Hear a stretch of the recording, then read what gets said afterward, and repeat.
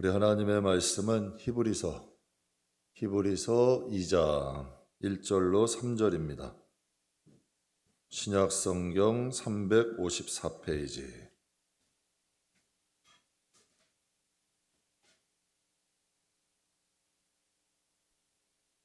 히브리서 2장 1절에서 3절. 우리 다 찾으셨으면 함께 봉독하도록 하겠습니다.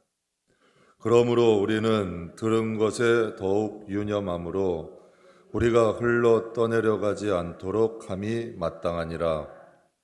선사들을 통하여 하신 말씀이 견고하게 되어 모든 범죄함과 순종하지 아니함이 공정한 보응을 받았거든. 우리가 이같이 큰 구원을 등한히 여기면 어찌 그 보응을 피하리요?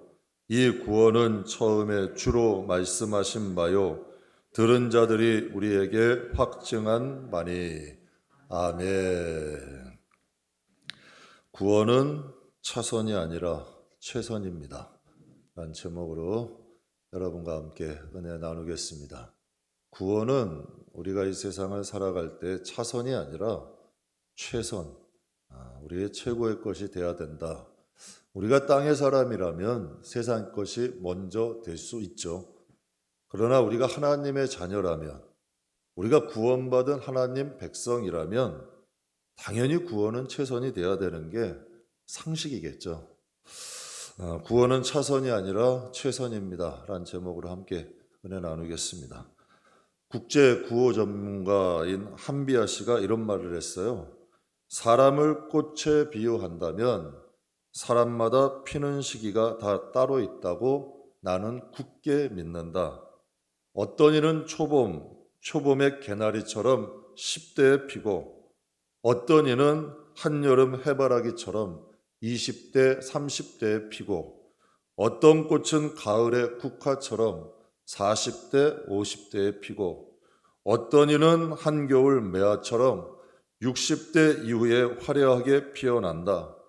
이렇게 따지고 보면 늦가기라는 말은 없다. 아무도 국화를 늦가기 꽃이라고 부르지 않는 것처럼 사람도 마찬가지다. 좋은 말이죠. 꽃도 다 피는 시기가 다 다르다는 겁니다. 인생도 마찬가지죠. 저는 그렇게 생각해요. 끝날 때까지 끝난 거 아닙니다. 저도 인생을 살아가고 여러 가지 경험도 해보지만 인생은 절대라는 말이 없어요. 절대라는 말이 성립되지가 않아요. 어떻게 바뀔지 어떻게 될지 인생은 아무도 몰라. 저도 인생을 살아가면 갈수록 모르겠어요. 더 확신을 못해. 젊을 때는 절대라는 말을 많이 했어요. 난 이렇게 절대 안 해. 이런 사람 절대 못 봐. 이건 절대 아니야. 근데 나이가 들어갈수록 절대가 성립되지 않아요. 여러분, 인생을 단거리 경주라고 하지 않아요. 인생은 장거리 마라톤이라고 합니다. 여러분, 일찍 성공하고 말년에 어려움 겪는 분들 많이 봤어요. 여러분, 젊을 때 일찍 성공했어요. 그런데 말년에 초라하게 힘들고 어렵게 시들어가는 것들 봐요.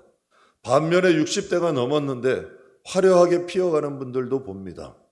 독일 속담에 이런 말이 있어요. 끝이 좋아야 다 좋은 것이다. 끝이 좋아야 다 좋다는 거예요. 전 개인적으로 우리 성도들이 끝이 좋았으면 좋겠어요. 화려하게 피다가 시들면 더 초라해져요. 좀 여러분 힘들고 어려워도 끝이 좋으면 다 좋은 거야. 근데 이 성도는 특히 끝이 좋아야 돼요. 그래야 영광이 돼. 성도는 여러분 마지막 끝에도 적어도 여러분 죽음에 임박해서도 할렐루야 천국에서 만납시다. 담대하게 이러고 가야죠.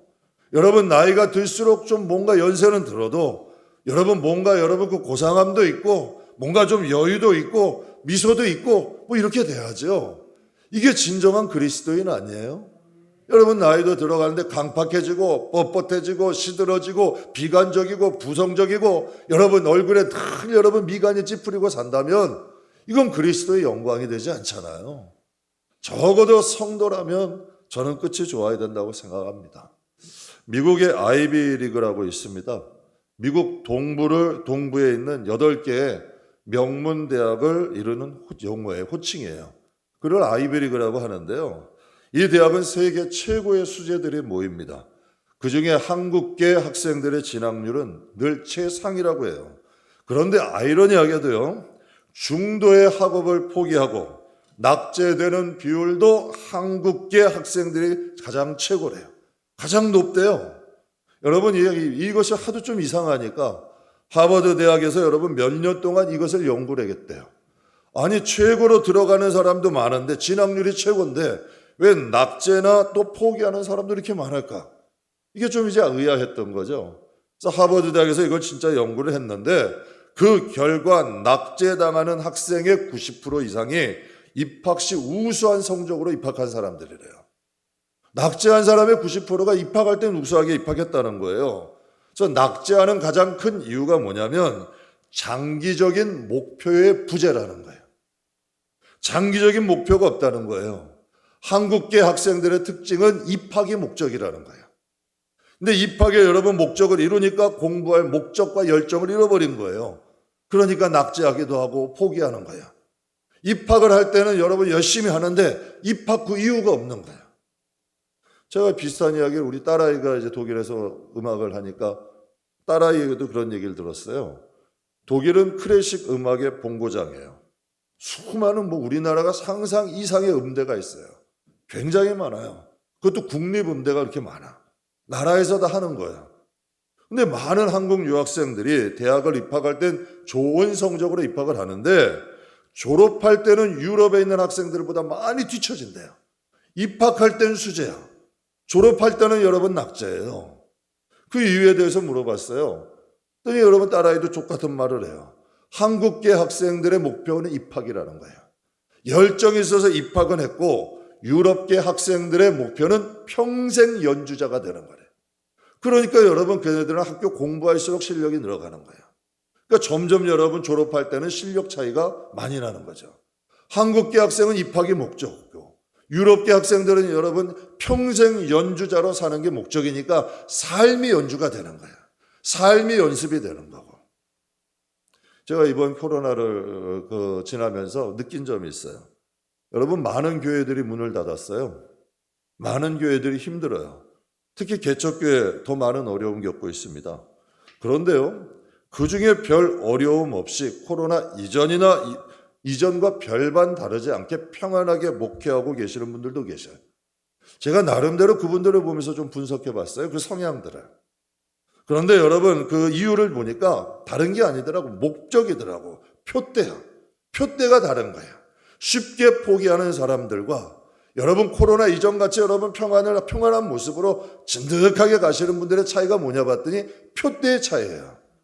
수적 부흥을 꿈꾸는 분들, 큰 교회가 목적인 분들, 이건 여러분 현실이 답이 안 나오잖아요. 앞으로 코로나 이후 더 걱정이잖아요. 그러니까 낙심이 되는 거예요. 수적으로 좀 많이 되고 좀 많은 사람들이 모이는 게 목적인 사람들은 목표가 사라져버린 거죠. 그러니까 목회를 해야 될 동력을 잃어버리는 거예요. 결국은 문을 닫는 분들이 많더라고요. 그런데요, 목회 자체가 목적인 분들이 있어. 그냥 목회 하나님, 사람이 있던 없던 상관없이 목회 자체가 그분들은 목적이야. 그러니까 하나님을 예배하고 그게 사명이야. 자리 지키고 예배하고 하나님을 여러분 섬기는 게 그분들의 기쁨이야. 그런 분들은 끄떡이 없어요. 어려워도 이겨가는 거야. 코로나라고 어디 새벽에 문 닫아요? 안 닫아요. 그냥 여러분 사람이 오건 안 건 예배 드리는 거야. 왜? 그분들의 목적은 하나님 섬기는 거니까. 그런 분들은 여러분 끄떡 없더라고. 어려운 가운데서도 잘 견디는 것을 보게 됐어요. 그렇다면 여러분께 하나 여쭤봐요. 신앙의 목적이 뭐예요? 신앙의 표대가 뭔가요? 그냥 교회 출석하면 그게 구원인가요? 여러분께 솔직히 여쭤봐요. 교회 출석하면 여러분 구원받았으면 이제 끝? 이게 여러분 우리의 목적인가요? 구원? 이 땅에서 여러분 예수 믿는 것, 그냥 교회 출석한 것, 이게 구원의 목적일까요? 성경은 그렇게 안 가르쳐요.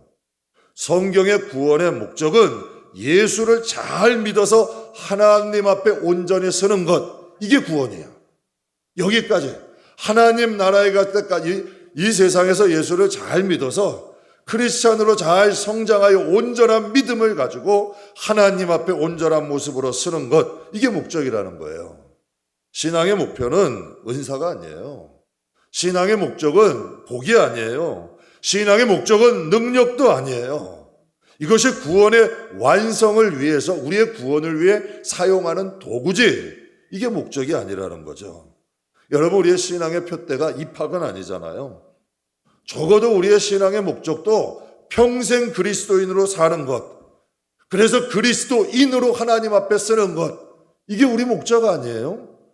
이 세상 사는 동안 세상과 타협하지 않고 정말 그리스도인, 이게 굉장한 단어거든요. 그리스도인이라는 이 뜻이 그리스도 안에 있다는 뜻이에요. 인 크리스찬, 그리스도 안에 있다는 뜻이에요. 그리스도 안에서 살다가 온전한 모습으로 하나님 앞에 서는 것, 이게 여러분 우리의 목적 아니에요? 알곡되는 것, 극상품 되는 것, 뭔가 열매 맺는 신앙, 성령의 열매를 맺는 신앙, 이게 우리의 여러분 구원이고 이게 우리의 목적이잖아요. 에베소서 4장에 보게 되면 성도의 신앙의 성장의 과정에 대해서 쉽고 명백하게 말씀을 하고 계셔. 성도의 신앙이 어떻게 성장해야 가야 되느냐? 어떤 사람이 돼야 진정한 성도의 모습이냐? 에베소서 4장에 말씀하고 있는데요. 여러분이 에베소서는 특징이 있어요. 두란노에서 큰 성령의 부흥을 경험한 교회예요. 그러니까 폭발적 부흥이 일어났죠. 그러니까 안디옥 교회, 에베소 교회는 대표적 교회예요. 그런데 여러분 계시록에 보면 에베소 교회를 책망할 것이 있다고 하시는데 무엇이냐면 첫 신앙을 버렸어요. 처음에 출발할 때의 신앙이 아니라는 거예요. 그러니까 여러분 에베소 교회를 통하여 여러분 신앙의 성장 과정에 대해서 명백하게 말씀하시는 거죠. 에베소서 4장 13절에 15절에 보게 되면 이렇게 말씀하고 있어요. 제가 잘 읽으면 말씀드릴게요. 우리가 다 하나님의 아들을 믿는 것과 아는 것에 하나 되어 온전한 사람을 이루어, 이게 신앙이에요.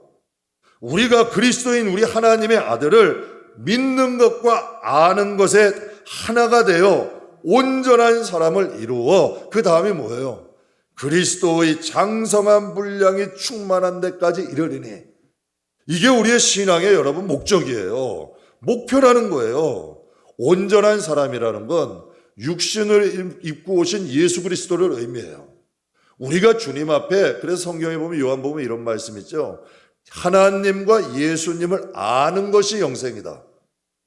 여러분 생각해 보세요. 모르는 사람을 어떻게 믿어요? 모르는 사람에게 어떻게 내 영혼을 맡겨요? 모르는 사람에게 어떻게 내 가정을 맡겨요? 신앙이라는 건 내 영혼을 맡기고 가정을 맡기고 인생을 맡기는 건데, 하나님을 모르는데 남이 말한다고 들어요, 여러분? 여러분 남이 뭐 좋다고 여러분 뭐 마음대로 여러분의 물질이나 이거 다 투자할 수 있어요? 인생, 집 뭐 다 맡길 수 있어요? 못 맡기죠. 내가 따져봐야지. 눈으로 봐야죠. 확인해 봐야죠. 그래서 누가도 의사였어요. 그가 예수 믿고 회심해가지고 한 일이 뭔지 아세요? 이스라엘 땅으로 왔어요. 내가 들은 복음이 진짜냐? 정말 내 인생을 바칠 만하냐? 정말 인생 바쳤어요. 그래서 여러분 바울이 마지막까지 함께한 사람이 누가잖아요. 누가복음, 사도행전 다 누가가 지었잖아요. 그 정도로 복음에 대해서 그는 확실하게 알았다는 거예요. 내가 믿는 신앙 대충대충, 이건 신앙이 아니죠. 그러니까 여러분 여기 에베소서에서 말하는 거예요. 우리가 하나님의 아들을 믿는 것과 아는 일에 하나가 되어서 온전한 사람을 이루는데, 그럼 온전한 사람이 뭐냐? 그리스도의 장성한 분량에 이르는 게 온전함이라는 거예요. 그래서 14절에는 이렇게 말씀하세요. 이는 우리가 왜 이렇게 해야 되냐면 이제부터 어린아이가 되지 아니하여, 그러면 신앙으로 어린아이는 뭐냐? 사람의 속임수와 간사한 유혹에 빠져 온갖 교훈의 풍조에 밀려 요동하지 않게 하려 합니다. 어린아이의 신앙이라는 것은 사람의 속임수에 빠져서 흔들거리고 또 간사한 유혹에 빠져서 흔들거리고 교훈의 풍조에 밀려서 흔들거리는 신앙, 이건 어린아이의 신앙이라는 거예요. 그럼 사람의 속임수가 뭘까요? 사람이 기준이 되는 신앙. 여러분 누구 때문에 이건 어린아이 신앙이라는 거예요. 우리의 신앙은 예수님을 믿는 건데, 하나님을 믿는 건데, 사람 때문에 흔들리는 신앙은 어린아이 신앙이야. 사람 때문에 교회 가고 안 가고 내 신앙의 밑뿌리가 흔들린다? 아직 내가 어린아이라는 거예요. 그리고 간사한 유혹의 풍조, 복음에서 자꾸 빗나가게 하는 거. 아이고, 이 정도 되면 다 신앙 괜찮은 거야. 이 정도 믿으면 잘 믿는, 주님도 이해하셔. 내가 하나님은 아니잖아요. 분명히 성경에 더하지도 말고 빼지도 말라 그랬어. 더하면 재앙을 더하고 빼면 하나님 나라에 들어가질 못하게 한대. 이게 계시록 말씀에 나온 말씀. 복음은 내가 더할 수 있는 게 아니에요. 복음은 내가 뺄 수 있는 게 아니에요. 하나님의 말씀은 변함이 없어요. 이게 공의야. 하나님의 나라엔 공의가 반드시 서요. 성경이 공의의 기준이라는 거지. 그러니까 여러분, 하나님께 어린아이 같은 신앙은 간사한 유혹, 귀가 여러분 얇아. 그래서 말세에는 사욕을 쫓는 스승을 많이 둔대. 이게 옳다 그러면 우르르. 제가 친구 목사님 한 중에 좀 답답한 분이 있어요. 개척을 했는데 여기서 무슨 프로그램 한다 그러면 거기 세미나 달려가. 또 무슨 세미나 한다 그러면 여기를 달려가. 그 교회 가면 맨날 뭐가 프랭카드가 바뀌어. 우리 교회 뭐 할 때 세미나 갔다 올 때마다 흔들리는 거야. 여러분, 목사가 교회 지키고 기도해야지. 여기 다니고 저기 다니고 저기 다니면 교회는 어떻게 돼요? 교회는 어려워지는 거지. 교회는 힘들어지는 거지. 여러분, 목사는 하나님께 집중하고 하나님 붙잡고 하나님 바라봐야지. 목회는 하나님이 하시는 거지. 사람이 하고 세미나 가고 다닌다고. 여러분, 집안도 그래요. 부모님이나 어머니들이 여러분 집안 다 지키는 가정은 그래도 자녀들이 올바로 가. 그런데 여러분 바쁘게 여기저기 막 다니고 분들은 어떻게 돼요? 애 꼴이 안 되는 거예요. 여러분, 마찬가지죠. 신앙도 똑같은 거야. 어떠한 일이 와도 간사한 유혹이 와도 흔들릴 복음으로 충분해요. 예수님으로 충분해요. 다른 거 여러분 필요 없어요. 그냥 복음으로 충분한 거야. 이게 장성한 신앙이에요. 뿌리가 견고한 사람. 사기꾼도요, 몇 번 찔러보고 아니다 하면 가요. 마귀들도요, 와서 몇 번 찔러보고 아니면 도망가. 그런데 여러분, 찌를수록 넘어가. 그럼 무슨 장난감 되는 거예요. 고양이들이 쥐 잡을 때 그냥 안 잡아요. 그냥 넙승 불어 잡으면 안 그래요. 코너로 밀어놓고 장난쳐요. 툭 치면 일로 띵굴띵굴. 또 일로 가도 도망가려고 툭 치면 일로 띵굴띵굴. 가지고 놀다가 마지막에 잡는 거예요. 여러분, 우리의 영혼도 신앙도 마찬가지잖아요.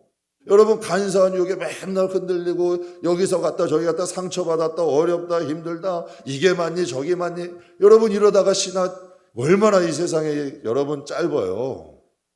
이 세상에 여러분 얼마나 짧아요. 그리고 얼마나 귀해요. 우리가 이 세상에 산 삶 그대로 가지고 하나님 앞에 가는데, 우리가 이 세상에 삶 가지고 하나님 앞에 가는데 이거 얼마나 신중하게 살아야 돼요. 간사한 유혹은 이건 어린아이 신앙이라는 거죠. 또 마지막으로 교훈의 풍조가 세상 지식, 문화에 빠지는 것. 이것도 또 어린아이의 신앙이라는 거예요. 여러분, 교훈의 풍조를 뭘 얘기해요? 세상의 지식. 또 여러분, 문화에 빠져가지고 흔들리는 신앙. 많이 하는 것, 여러분 세상에 지혜로워 보이는 것, 이게 신앙하고는 상관없어요. 세상에 보면 좀 똑똑한 사람들 있죠. 많이 아는 사람, 박식한 사람 있죠. 저는 별로 관심 없어요. 야, 그만큼 많이 들으면 복음은 없을 거 아니야. 그렇게 세상에 똑똑하고 아는 것도 많으신데 복음에 대해서는 깡통소리만 나. 이거 얼마나 여러분 미련하게 사는 거예요. 복음에 대해서는 전혀 모르고 확신도 없어. 이거 어린아이 신앙이라는 거죠. 진정 여러분 장성한 신앙은 뭐예요? 15절에 이렇게 말씀하세요. 에베소서 4장 15절 같이 읽겠습니다. 오직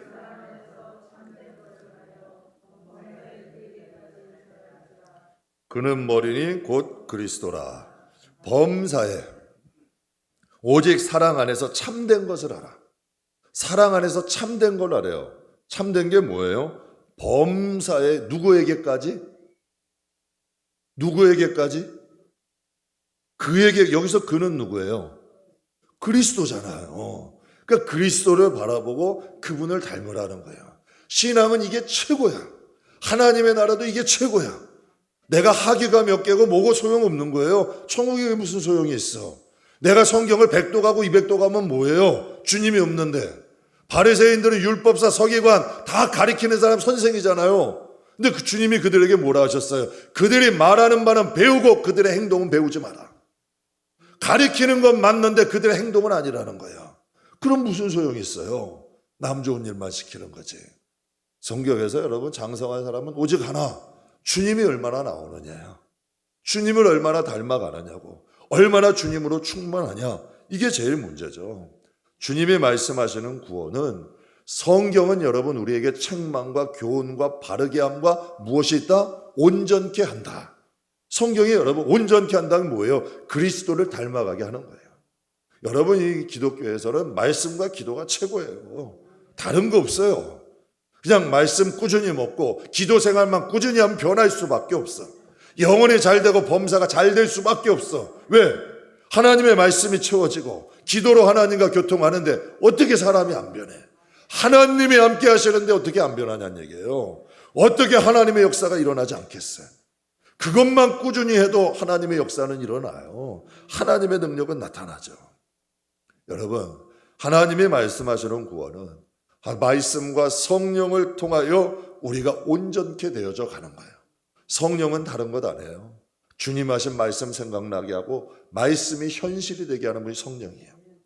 그래서 정말 우리가 말씀과 기도 가운데 살고 성령이 인도하는 대로 살아야 돼요. 내 고집대로, 내 생각대로, 내 판단대로 살면 신앙생활은 까꾸로 하는 거예요. 정말 말씀과 기도 안에서 성령이 이끄는 대로 살아가면 우리의 삶은 여러분 열매를 맺을 수밖에 없어. 이게 여러분 신앙생활의 비결이에요. 그래서 세상에 똑똑한 사람은 신앙생활 잘 못해요. 그러나 여러분 오직 단순하고 성실하고 주님대로 여러분 뜻대로 우직하게 가는 사람들이 열매를 맺어도 맺는 거야. 왜? 똑똑한 사람들은 여러분 온전히 하나님께 못 맡기거든. 항상 여러분 여기 테러를 만들어놔. 근데 이게 여러분 똑똑해 보이죠? 결국 여러분 지혜 없는 거예요. 성경의 선진들 한번 봐보세요. 정말 하나님을 믿으면 온전히 믿잖아요. 그러면 하나님이 온전히 책임져 주시잖아요. 여러분 하나님께서 예수님을 이 땅에 보내시고 십자가에 죽게 하신 이유는 뭘까요? 하나님이 세상을 이처럼 사랑하사, 하나님은 이 세상을 이처럼 사랑하사 한 명도 멸망치 않고 다 구원하시는 게 하나님 목적이야. 너무나도 사랑하시기 때문에 독생자도 죽이시고 우리를 구원하셔서 한 영혼도 멸망치 않는 게 하나님 뜻이에요. 그런데 성경엔 이렇게 예언하고 있잖아요. 넓은 길, 멸망의 길로 가는 사람들이 많다. 성경은 이렇게 예언해요. 부르심을 받은 자는 많은데 택함 받은 자는 적다. 금, 은, 보석으로 지은 가치 있는 신앙도 있는데 나무, 풀, 집으로 지은 값싼 신앙도 있다. 그러나 그날의 가치 있는 신앙은 상을 받게 되고, 이건 제가 지금 하는 건 다 성경에 있는 말씀이야. 금, 은, 보석으로 지은 가치 있는 신앙은 상을 받고 나무, 집, 풀로 지은 값싼 신앙은 해를 받으리라. 다 주님 하신 말씀이잖아요. 오늘 1절 말씀에도 뭐라 그래요? 너희가 들은 것을 흘려 떠내보내지 마라. 오늘 1절 말씀이 말씀하시잖아요. 너희가 들은 것 흘려 떠내려보지 마라. 다 구원에 대해서 하나님이 우리에게 말씀하시는 거예요. 사랑하는 성도 여러분, 오늘 3절 말씀에 아주 중요한 말씀을 하십니다. 우리가 같이 한번 또 읽어요. 우리가 이같이 큰 구원을 등한히 여기면 어찌 그 보응을 피하리요. 이 큰 구원을 우리가 등한히 여기고 살아간다. 이 등한히의 원어는 무관심, 태만이라는 뜻이에요. 하나님이 우리에게 이 같은 구원을 주셨는데 이 구원을 태만히 무관심 여기면 어찌 그 보응을 피하겠냐는 거죠. 많은 성도들이요, 구원을 당연한 것으로 생각을 합니다.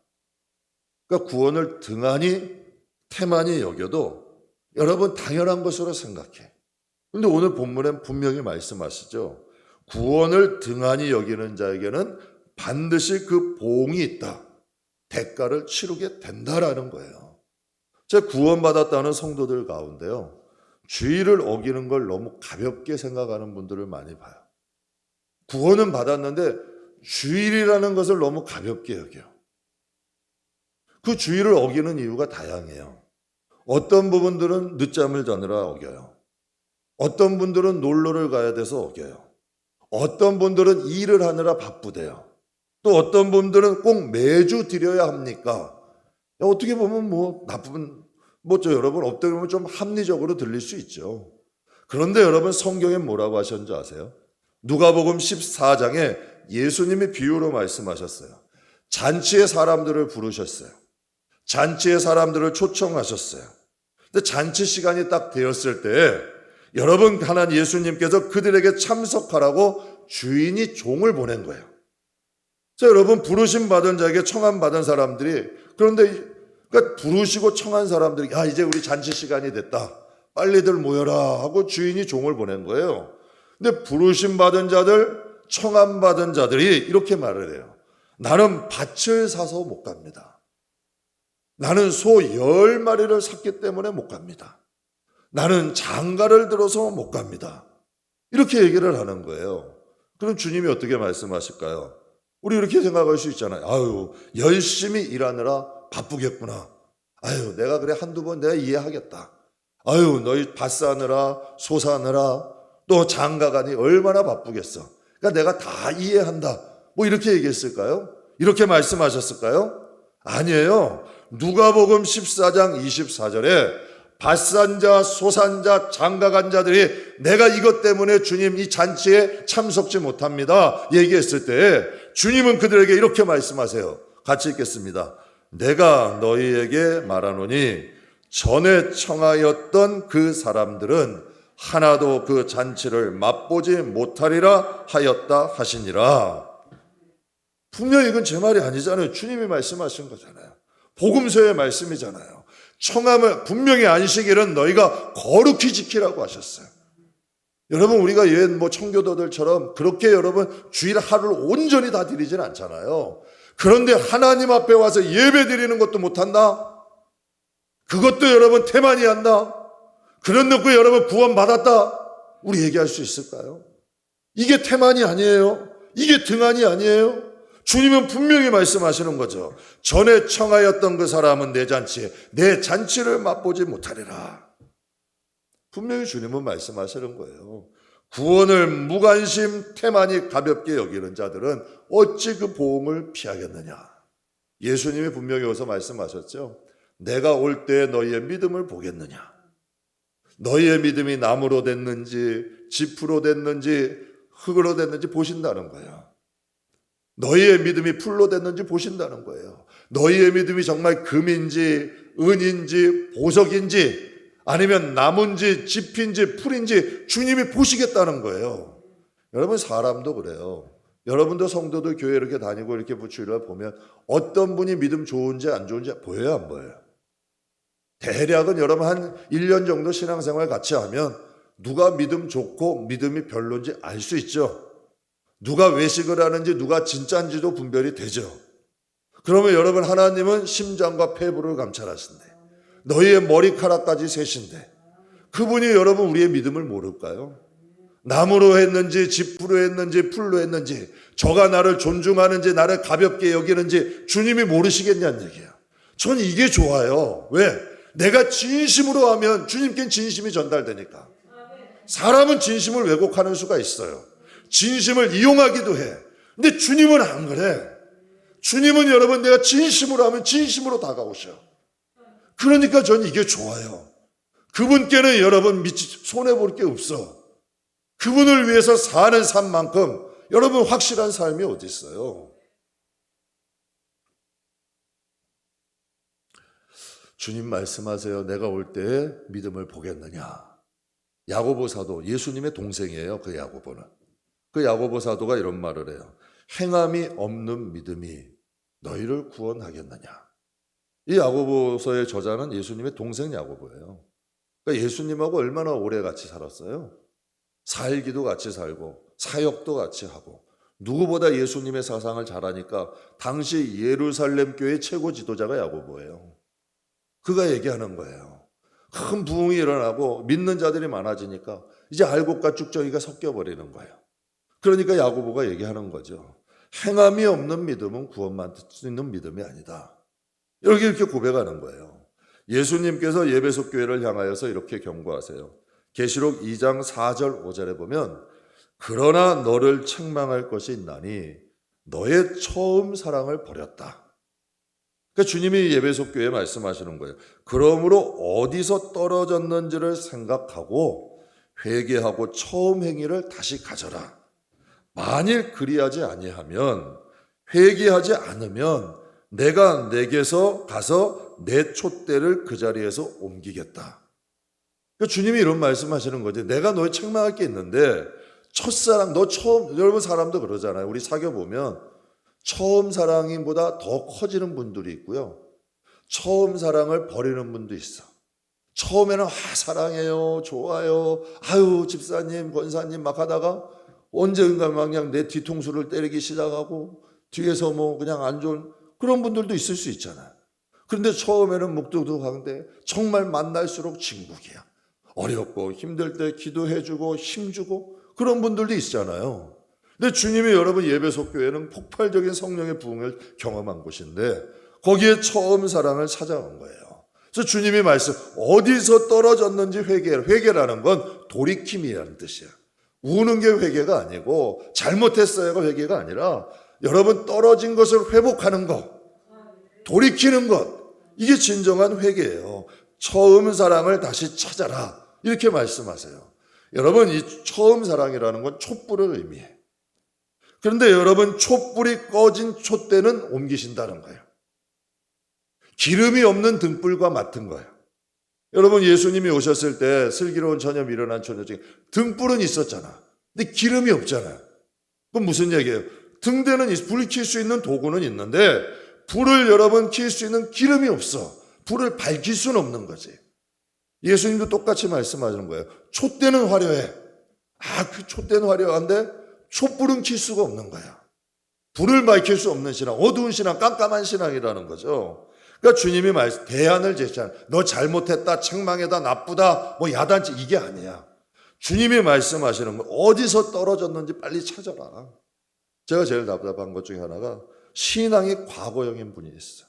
그런데요, 이걸 회복을 못 하시더라고. 내가 예전에는 신앙생활 잘했는데 주님이 지금 기회를 주시는 거예요. 너희 처음 사랑 있잖아. 빨리 기도하고 빨리 하나님 앞에 예전에는 금식하고요. 회개하고 하나님 앞에 이 사랑 찾으려고 제가 초등학교 때 받은 방언을 학생 때 중고등학교 때 방황하면서 소멸을 해버렸어요. 방언의 은사를. 네? 그래가지고 제가 이걸 다시 받느라요. 몇 배의 노력을 했어요. 정말 금식도 많이 하고 회개도 많이 하고 하나님께 정말 그 성령 세례 받고 싶어서 정말 하나님 앞에 여러분 기도 많이 했어요. 여러분 하나님도 이게 마찬가지죠. 신앙의 과거형인 분들이 있어. 예전에는 그런데 지금은 아닌데 우리가 그렇게 생각할 수 있잖아요. 언제든지 난 내 신앙 만회할 천만에 그게 쉬운 일이 아니에요. 그 떨어진 것을 만회해서 세우는 게 쉬운 일이 아니라는 거죠. 근데 주님이 기회를 주시는 거예요.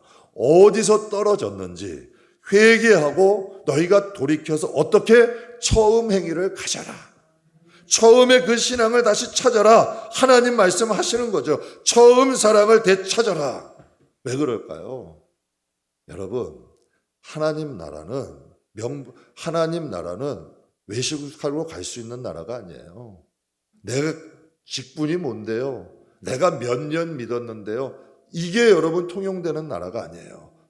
여러분 하나님 나라는 믿음으로 가는 거예요. 믿음은 여러분 우리 안에 있는 보석이에요. 주일날도 각각 말씀드렸어요. 여러분 내가 외식에 필요가 없는 거야. 여러분 세상 표현으로 계급장이 필요가 없는 거예요. 천국 갈 때는 내가 하나님 앞에 어떻게 살아왔느냐 이게 중요한 거야. 웨슬레가 그랬대잖아요. 꿈을 꿀 때. 천국은 감리교인이고 장로교인이고 성교교인 순복음이 다 소용없어요. 예수를 잘 믿었느냐가 중요한 거야. 정말 내 안에 예수님을 믿는 믿음이 있느냐, 정말 주님을 향한 신실한 마음이 있느냐, 이게 중요한 거죠. 주일날 다니엘 김 선교사님 그 영상 두 개 잠깐 은혜 받았어요. 대단하시더라고요. 정말 그 믿음이 자기가 평생 살면서 힘든단 말은 안 한대요. 이제 하나님의 앞에 그 품에 안겨서 정말 하나님 나 그 힘들었단 말을 주님께 하기 위해서 참는다는 거야. 그래서 여러분 그 젊은 청년이 얼마나 여러분 요즘 청년들 불만도 많고 할 것도 많아. 그런데 여러분 오직 주님을 위해서 지금 9년을 사역을 했대요. 그리고 앞으로 근데 오히려 더 영성이 좋아지시는 것 같아. 그분이 이런 말을 하더라고요. 천국은 위로가 있는 것이래요. 얼마나 좋아요. 위로. 주님의 위로. 그래서 자기도 천국 가서 주님 저 힘들었어요 하고 주님 앞에서 울고 싶대. 그래서 사람 앞에서 세상에서 힘들다는 얘기를 안 한다는 거예요. 근데 이런 얘기를 해요. 위로가 있고 그 다음 뭐가 있다고요? 공의가 있대. 하나님은 공의가 없으면 하나님 나라가 아니에요. 왜? 공의가 있어야 돼. 그래야 하나님 나라예요. 그리고 보응이 있대요. 저는 이게 좀 기쁘면서도 두려웠어요. 위로가 있는데 아무나 위로가 아니야. 정말 이 세상에서 여러분 한번 생각해보면 정말 주님을 위해서 지금도 목숨 바치는 분들 계시잖아요. 지금도 우크라이나 들어가는 분 있어요. 지금도 여러분 이슬람 선교하시는 분 있어요. 지금도 아프리카에 가시는 분들이 있어. 정말 여러분 그런 분들이 하나님의 나라에 영광 받아야죠. 지금도 여러분 교회 안에서 속삭이는 분들 많아. 조금 저기 자기 이름 내고 높이고 좀 높임 받고, 제가 한 번은 그 기관 사역 때 순서 하나 조금 잘못 났다고 얼마나 호되게 혼났는지 몰라. 교회에서도 여러분 그 위치 조금 때문에, 이름 때문에, 자리 때문에 여러분 시험 들고, 어떤 분이 이제 교회 집사님, 안수 집사님이 그 임명장을 주는데 이름이 틀렸다고 시험 들어서 나가셨대. 임명장이 어떻게 내 이름이 이거 틀릴 수도 있죠. 안수 집사님이나 되셨는데. 그런 분들 하나님 앞에 여러분 같이 천국 가면 어떻게 되겠냐는 얘기예요. 그러니까 우리가 이 세상을 살아갈 때요, 구원에 대해서는 좀 진지해야 돼요. 구원에 대해서는 우리가 확실해야 돼. 그래서 하나님 앞에는 위로가 있고 공의가 있고 보응이 있는 나라야. 오늘 본문만 한번 가만히 2절 3절 한번 보면, 천사들을 통하여 하신 말씀이 견고하게 되어 모든 범죄함과 순종하지 아니함이 공정한 보응을 받았거든. 여기서 천사를 통해 하신 말씀은 율법을 의미해요. 그러니까 율법도 불순종하면 보응을 받는데, 하물며 이 3절 말씀, 우리가 이같이 큰 구원을 등한히 여기면, 이것은 이같이 큰 구원, 이건 복음을 의미해요. 어찌 보응을 피하리요? 이 구원은 처음에 주로 말씀하신 바요, 들은 자들이 우리에게 확증한 바니. 복음이 그렇잖아요. 주님의 말씀하신 것을 또 그것을 들은 자들이 확고하게 우리에게 전달해 준 거 아니에요. 그래서 여러분 성경이 정경이 되어서 우리에게 지금 다가온 거 아니에요. 하물며 율법도 범죄함과 순종하지 아니함에 공정한 보응이 있었는데, 하물며 이같이 큰 구원, 하나님의 자녀가 되는 것, 예수님이 직접 선포하신 복음에 대해서 우리가 그 복음, 구원에 대해서 등한히 여기면 어떻게 보응을 피할 수 있겠느냐? 이거 당연한 말씀 아니에요. 사랑하는 성도 여러분, 구원은 차선이 될 수 없어요. 성도에게 구원은 차선이 될 수 없는 일이에요.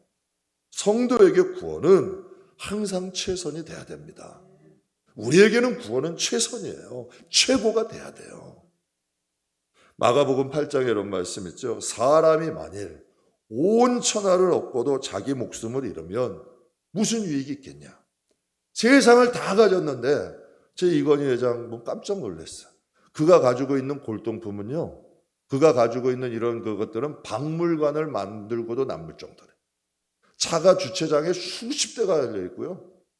얼마나 여러분 부자예요. 그러나 그가 원불교 믿고 세상 떠났잖아요. 주님이 여러분 똑같은 말씀이에요. 만일 온 천하를 얻고도 목숨을 잃으면 무슨 유익이 있겠느냐는 거예요. 사람이 무엇을 주고 자기 목숨을 바꾸겠느냐. 만일 천하를 다 얻는다 해도 구원을 받지 못한다면 전 그 영혼이 가장 불쌍한 영혼이라고 봐요. 간혹 예수님은 대충 믿고 세상에 내가 얼마짜리 옷 입었고 내가 뭐하고 세상 자랑하는 분들 제가 보면 이게 진심이에요. 그냥 이 마음에 좀 불쌍해 보여. 솔직히 불쌍해 보여. 아무것도 모르고 저렇게 신앙생활 하다가 만약에 하나님의 날에 딱 섰을 때 얼마나 후회하게 될까. 정말 여러분 인생이 그닥 길지 않더라고. 제가 주일날도 가끔 말씀드렸지만, 저는 여러분 제 딸아이 나이가 저거 나이인 걸로 알아. 지금도 느낌이 그래요. 그런데 이제 할아버지래. 그러면 이제 앞으로는 이게 세월이 진짜 빨리 가더라고요. 금방 가더라고. 딸아이 유치원 가던 게 엊그제 같아요. 근데 이제 30이 넘었어. 이게 세월이 기다려주질 않더라고. 제 개척한 게 엊그제 같아요. 벌써 6년이 됐어요. 시간은 빠르더라고요. 여러분, 우리가 인생 살아갈 때요, 조금 잘 살 수 있고 못 살 수 있어. 조금 유명할 수 있고 조금 무명할 수 있어. 그러나 믿음은 대충대충 하면 안 돼요. 믿음은 차선이 되면 안 돼. 온 천하를 다 얻어도 만약에 우리의 믿음이 여러분 명확하지, 우리의 믿음이 최고가 안 되고 차선이 되면 우리는 주님 앞에 가서 후회할 수 있어요. 사도 바울이 로마의 감옥에 있을 때 빌립보 교인들에게 간절한 마음으로 쓴 편지, 말씀, 여러분에게 말씀드리고 오늘 설교 마치도록 하겠습니다. 빌립보서 2장 12절 우리 같이 한번 읽겠습니다. 그러므로 나의 살아가는 자들아, 너희가 나 있을 때뿐 아니라 더욱 지금 나 없을 때에도 항상 복종하여 두렵고 떨림으로 너희 구원을 이루라. 복종하라. 뭐에 복종하라는 걸까요? 복음. 오직 복음. 두렵고 떨림으로 뭘 두렵고 떨리라는 걸까요? 항상 너희 자신을 지키라는 거죠. 그래서 꼭 무슨 뜻일까요? 천국에서 만나자. 내가 비록 감옥에 있지만 빌립보 교인들을 정말 사랑했거든요, 바울이. 우리 꼭 천국에서 같이 만나자. 지금 이 뜻이에요.